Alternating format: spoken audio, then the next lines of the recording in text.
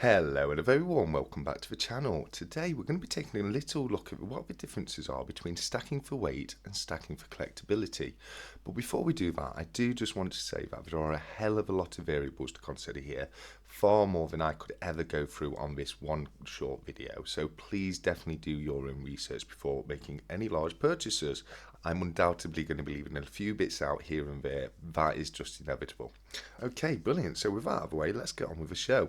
And today I thought we'd go for the chewy and also the future investments make things happen. Okay, brilliant. So what is meant by stacking for weight? Well, stacking for weight is when you're looking to get the most weight for your money. You're looking to buy generic items, this kind of thing right here, things that are minted in the millions, generic bullion right here. We have the Armenian Noah's Ark, you have the Chinese Panda, the Britannia right there, and a Krugerrand, a Maple, and a Philharmonic. So that kind of thing right there, you know, whichever country you're in, the standard bullion pieces, poured bars, that kind of thing. It's all about getting as much metal for your money as possible.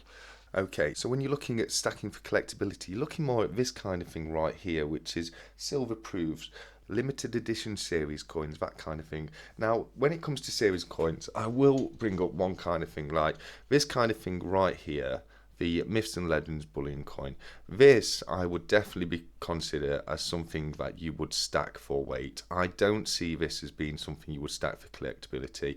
They don't hold enough of a premium, and that is in a big part due to the numbers they are minted in. They're minted in the millions. There's a hell of a lot out there. They're available to buy directly from the Royal Mint for a long time after they come out. I think, unless I'm mistaken, they may still even have the 1 ounce Little John up at the Royal Mint, but if not, they definitely still have the King Arthur. So there's just too many of those around. They are a nice coin. It's a nice series to have. You can buy them for not a lot higher than the standard bullion coins. But again, they are kind of in that class range of standard bullion, despite the fact that they do have a little series to them. Okay, so when you're stacking for collectability, you're looking more for things like the dragon bars at the back here. This is a perfect example. Here we go, the Una and the Lion. Now this is a piece that had a very, what I would consider to be a low mintage. I do believe they were minted in figures of 30,000 of these bars were made, which makes this quite low, and it does make it quite hard to get hold of them, which has put the premium up on the bar. So despite the fact that it isn't capital gains tax exempt, you know, it may cost you a little bit more to purchase at the time when you purchase it. It definitely is the kind of thing that is likely to go up in value. Now, one thing I will say is when you're looking to stack for collectability, one thing to avoid are silver proofs. Now, you may think, but hold on, silver proofs have extremely low mintage figures, very often less than 10,000 per coin. So surely that means over time they're definitely going to go up and you're definitely going to make a great investment, right? Well, no, unfortunately not. Most of the time, I would say probably 90% of the time, silver proofs, such as these right here, which is the Restoration of the Monarchy, silver proof £5 right there, or this one right here, which is the Iguanodon, 50p silver proof. There's also the coloured versions of the silver proofs like this Paddington right here. However, the prices they go for when they first come out of the Royal Mint are just so high that normally they will just drop in value and you'll end up seeing your money lost. I do very often say that silver proofs are a collector's item. It's not something that should be looked into as an investment at all. There's no rhyme or reason as to which next silver proof is going to be the big need to have item. If you look at the recent Star Wars figures, now they've been coming out with coins with figures of around 3,000, which is a very low mintage, but still you've not seen the coins do particularly that well after they've sold out of the Royal Mint. In fact, I do believe I've seen quite a few go on eBay for less than what they sold for at the Royal Mint. So just be very wary when it comes to silver proofs, and I'll give you a perfect example of that, because all these silver proofs you see right here, which is the Paddington, the Restoration of the Monarchy, the Iguanodon, the 2 Admiral Nelson's, the Bicentennial of Congress silver dollar, and the VJ Day £5 silver proofs right there. Now those 3 right there at the back, I purchased all 3 of them for roughly around £20 per coin. These 4 right here were all purchased together, I believe with one other coin, yes, which came along with it was a Philharmonic, the one I just showed earlier. They were £75 for the 5 coins. So as you can see, a lot less than what they would actually have come out for. The £5 silver proofs at the Royal Mint are currently selling for about £102 directly from the Royal Mint. The 50p's are currently selling around £70 directly from the Royal Mint. So you can see, that's a loss of £50 right there on the 50p, and a loss of £80 right there on the £5 proof. So as I say, there is something to be very wary of if you are looking at precious metals as an investment. They are something that unfortunately do generally tend to lose their value.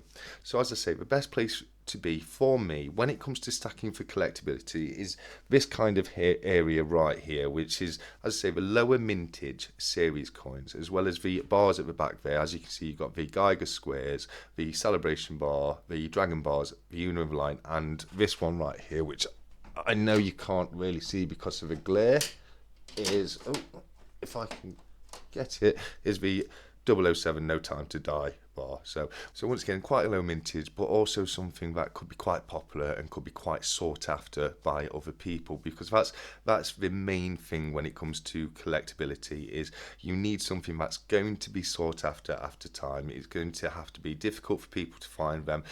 The market is going to have to be reduced, and there's going to have to be not much competition out there for the item you're selling.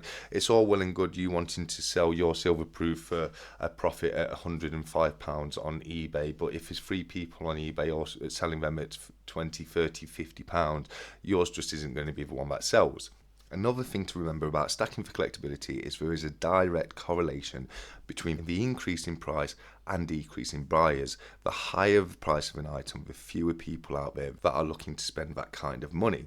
So in my opinion, there's definitely a sweet spot of where you want to be between affordability, low mintage, and nice design, which people are going to like. That's the kind of thing you need to look for in collectability. Now, that obviously there's nothing more subjective than taste. So one thing you think is the coolest thing on the planet, nobody else might think is cool at all, and you may find it's an absolute flop. So that's another thing to consider when stacking for collectability. So there's a hell of a lot of things to consider when stacking for collectability, against the fact when you're stacking for weight, all you've really got to look at is metal per money. How many grams am I getting for my money? I don't care what's on the coin. I don't care what it looks like. It's the best value of money. I'm looking for the metal spot price to go up, which is going to mean the weight of metal I've got is going to increase in value. Okay, so that's a little bit of a pro to the stacking for weight. Now, one pro for stacking for collectability is you've probably got a much higher margin on profit that you can be made. Now, if you do get the right coin, something like the Uno and the Lion bar. Now, the Uno and Lion bar has gone up in value with something around 100%. Now, you could pick them up for about £21 when they first came out. You can sell them for £40 a bar nowadays. Now, if you look around hard enough, you will find them selling lower than that, but they are selling at £40. So that is definitely a plus for stacking for collectability. If you do find the right things and you are lucky enough, you do see the best possible margin increase in profit. Okay, so I'm just going to have a quick sip of the old caramel latte. Awesome. Okay, so one massive thing to consider when you look to decide whether or not you want to stack for weight or stack for collectability. Now, it's obviously okay to do a little bit of both. As you can see, I've got some generic pieces, I've got some silver proofs, I've got some series pieces. So I definitely, for one, like to mix it up. But one thing you've definitely got to consider, and it's possibly the most important thing to consider, is your exit strategy. Now, when it comes to exit strategy, there is one clear winner, and that is stacking for weight. Stacking for weight, when you want to cash out, you take all your bullion down to the bullion dealer. They'll tell you what the current buy now price is, and you pay based on the amount of weight of silver or gold you have. Okay, so that's a definite benefit there. It's the easiest way to cash out. Now, what you've got to look at is you're going to be looking at your value tracked directly on the spot price of silver. So it's going to be peaks and troughs. You're going to be looking to want to cash out at a time where the price is doing well and you're in the green. Depending on where you purchase your item. Now, that's one thing to consider. Now, one thing I would say, if I haven't mentioned this earlier in the video, this is where I'm saying I'm bound to miss a couple of things out, but one thing for sure is if you are stacking for weight, you absolutely do not want to be buying directly from the Royal Mint. If you were to buy a standard 1 ounce Silver Britannia right now, you're roughly going to be paying somewhere between £33 to £36 based on spot price and VAT, and including delivery, etc. Now, it's going to take a hell of a lot of time for spot price to get anywhere near £30. You may never even see spot price get to that kind of level. It could well do. It could well shoot the moon. It could well go to £50 or above. But we are a long way away from £30 spot price. It's currently somewhere around £18, £19, depending on when you watch this video. Okay, so that's a huge increase to make. So if you're looking to stack for weight and you're going to buy all your silver direct from the Royal Mint, you are going to lose a lot of money. Because if you went out today and bought 30 grand's worth of silver directly from the Royal Mint, that would automatically become worth about 19 grand's worth of silver as soon as you got it home. That 30 grand you bought at the Royal Mint is instantly 19 grand if you were going to take it down to a bullion dealer and sell it back to them. 1 ounce Silver Britannia, they'll only pay you somewhere near spot price. So that is one of the huge dangers and pitfalls when it comes to stacking for weight. Now, that doesn't mean it's not possible. There are obviously many places out there, such as forums, secondary markets, eBay, the Silver Forum, Facebook pages. There's a lot of places out there where people are selling silver a lot closer to spot price. You may be able to pick a 1 ounce silver round up for a region of 21, 22, 23 pounds. Now, that's not that much higher than spot price. So if you were to always get your silver directly from somewhere like the Silver Forum for that kind of price, you would hopefully be looking to be raking in some decent profit within the next 5-10 years. That is a very realistic and achievable goal. So that's one area where stacking for weight could definitely be beneficial. If that's you, or if all you want to do is sit on the Silver Forum, wait for the cheap deals to come up, only ever buy that, cash it in directly to the bullion dealer when you're done, then that's the kind of person that wants to be looking to stack for weight. Now, if you enjoy shopping around, getting the nice pieces with the low mintages, one thing you're unfortunately going to have to come to terms with is it's going to take you a long time for you to sell your silver. Whereas if you stack for weight, you can go straight down to the bullion dealer and cash it all in at once. Or, as Future Investments is very correctly pointed out on his channel on a number of occasions, you can actually call the Royal Mint and have them drive down to you with a secure van and collect the bullion directly from your residence. So, there's a lot of benefits to stacking for weight when it comes to selling, but when it comes to stacking for collectability, although you can get those higher profit margins, it will take you a lot longer because you've got to sell them individually. You can never sell them as a bulk job lot and expect to make money. You will always going to make a loss because nobody is going to buy an entire collection like that for what the coins are worth individually if you were to sell them individually. Now, also, there are other things like these coins right here were sold individually at an auction. That's how I was able to get them for £20 each. If there's not a lot of interest in the auction at that time, you can lose a lot of money. Okay, so a lot of it does depend on whether or not you're able to sell the amount of silver you have. Now, obviously, it's great to become a member of places like the Silver Forum, build up a good reputation, and then you can find you'll probably be able to sell your silver fairly regularly and fairly frequently for the value it's probably worth. but you know, it's very different, and I would never say that one was necessarily better than the other. Now, I personally enjoy stacking for collectability more. That is the collector in me, but I absolutely am 100% aware that that does mean there's going to be a lot more difficulty if it ever comes to the time that I want to sell this silver on. Okay, so as I say, there's not really any clear winner here. There's not one strategy that's necessarily hands down black and white better than the other. It absolutely does depend on you and your personal circumstances and what you prefer. Now, this is where it comes into play that there is no right or wrong way stacking silver.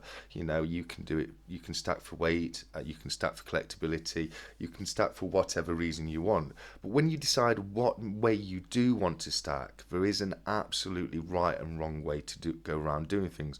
Just like, as I say, you know, if you're going to stack for weight, it's absolutely the wrong thing to do to go directly to the Royal Mint and pay those high premium prices to get those items directly straight away as soon as they come out. There's, you know, you cannot do that. That is absolutely wrong. And I feel very confident saying that. I'm not a financial advisor, of course I'm not, but I'm sure pretty much everybody out there will agree with me when I say if you're looking to solely stack for weight, then buying directly from the Royal Mint or usually any other mint is usually a very bad way to go, and you are much better off looking for deals on the secondary market. Buy a bullion that's a few years old, buy the bullion that's got the milk spots on them, that kind of thing. You know, that's the way you want to be doing it. There is a right and wrong way when you decide which path you want to go down. Just the same when it comes to the collectible coins, you know, I would also again recommend, unless it's something you know you want directly, don't buy proof coins directly from the Royal Mint. Wait to see what the price does on them. It does mean you may miss out on some, but you know, that is, if you are wanting to own proof coins, that's definitely a recommendation of myself. You know, you can see a lot of loss on the proof coins pretty much straight away. But as I say, when it comes to stacking for collectability, you can do very, very well with this kind of coinage right here in front of me. All the bars, the low mintage, limited edition, and I would say you have to stay within the tens of thousands. As soon as you get within the hundreds of thousands, you're back to stacking for weight. Now, if I went through this, I split them up to what I believe to be, you know, something that you would stack for weight and something you would stack for collectability. But if I went through this, I would find the not only the crowned cipher coin, but also the crowned Britannia coin, which had mintages of 100,000 and 150,000 respectively. Now, for me, that mintage is just too high. There's just too many of them out there for them to really pick up a lot of numismatic value. Certainly not for decades to come. So, as I say, that kind of thing I would put in with the myths and legends kind of thing, where although they're lovely coins, they're beautiful coins and I love to own them, they're the kind of thing I would buy if I was looking to stack for weight over collectability. Okay, so I'm getting to the point where I'm probably going over things and repeating myself now, so I'm hoping I've covered pretty much everything, but I'm sure if there's anything that I have left out, perhaps people will be kind enough to get in the comments and just give people that little bit of extra advice, which is so amazingly spread amongst this community. But what I will say, just to summarise up, is so basically stacking for weight, you're looking for high mintage, low premium items where you can sell directly straight away to a bullion dealer when you're looking to cash out. Stacking for collectability, you're looking for low mintage, popular collectible items that aren't too expensive, like the silver proofs, that you will be able to sell for a little higher premium when they become less available due to them ending up in people's collections. So again, I do apologise if there's anything I've missed out, but I do hope that this is, you know, people have found this a little bit helpful, and maybe it's answered a few questions if you were considering what kind of silver you were looking to buy. Definitely let me know in the comments what you thought of the video. I just thought I'd share this with you. This is a wonderful little collectible piece. This is actually quite interesting because all this is just a generic standard silver eagle. Dated, which where's the date on it? It is a 2013.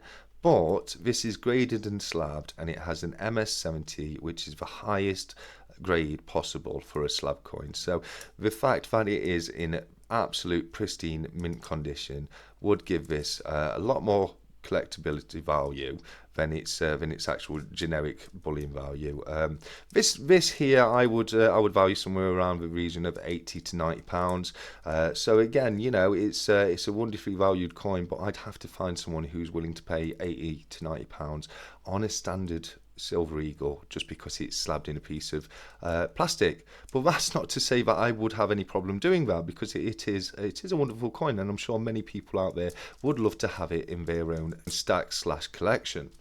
Okay, so thank you again for letting me waffle on today. I genuinely do hope that a few of you have found this helpful. But as I say, definitely let me know in the comments what you thought.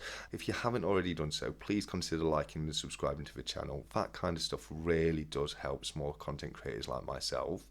But with that being the case, I've probably said enough at this point. So I'll leave you till next time by saying, as always, look after each other, keep stacking, take care, and goodbye.